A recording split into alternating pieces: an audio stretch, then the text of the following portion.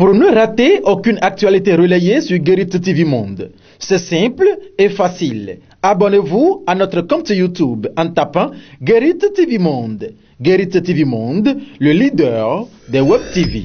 Shamsuddin Badarou, bonjour. Bonjour Mathieu Minegoui. Alors dans votre chronique de ce lundi 16 décembre 2019, vous avez décidé de parler des élections à la CCIB. Tout à fait Mathieu Minegoui. Vous avez donc l'antenne. Merci à vous Mathieu Minegoui, mesdames et messieurs, chers internautes, admirateurs des programmes de Guérite TV Monde. Bonjour et fructueuse semaine à chacun. 18 décembre 2019, c'est la date officiellement retenue pour l'élection des membres de l'Assemblée consulaire à la Chambre de commerce et d'industrie du Bénin. Nous sommes donc à moins de 2 jours du scrutin, comme l'indique le chronomètre électronique dans son décompte sur le site je vote ccib.bj. Et l'ambiance de sérénité dans laquelle s'est déroulé jusque-là le processus est un signe rassurant pour la suite. Qu'il nous soit donc permis de décerner un satisfecit à Alain Nkati, l'administrateur provisoire nommé en janvier 2019 par le gouvernement de Patrice Talon, avec pour tâche principale de requinquer cette institution consulaire moribonde.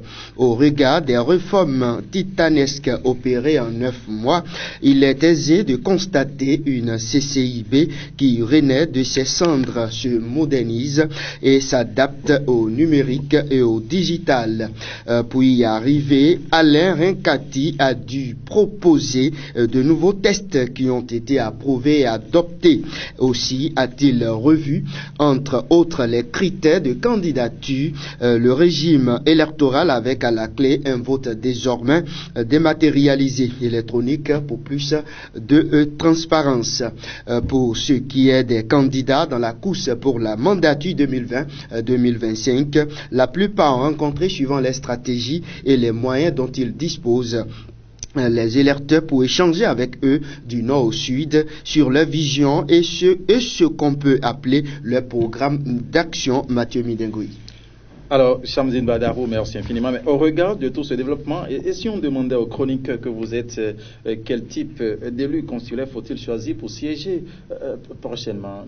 Écoutez, Mathieu Minegoui, il ne s'agira pas ici de donner une consigne de vote en citant nommément des candidats. Mais selon moi, il y a une flamme qui est dorénavant allumée et tout candidat s'inscrivant dans la dynamique d'une CCIB bien gouvernée, créatrice de richesses au service du secteur privé et partenaire du pouvoir central à sa place au sein de l'Assemblée consulaire à venir.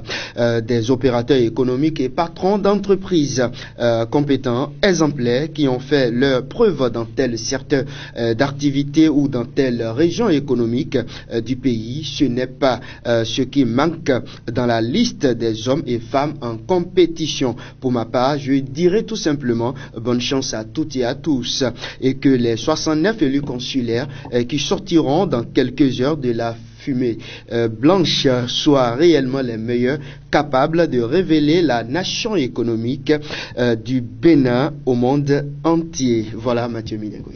Alors, Shamsuddin Badarou, merci, à très vite. C'est moi. La suite de cette émission, c'est bien sûr le contenu de la une du quotidien Matin Libre pour lequel nous allons encore retrouver Shamsuddin Badarou dans un court instant.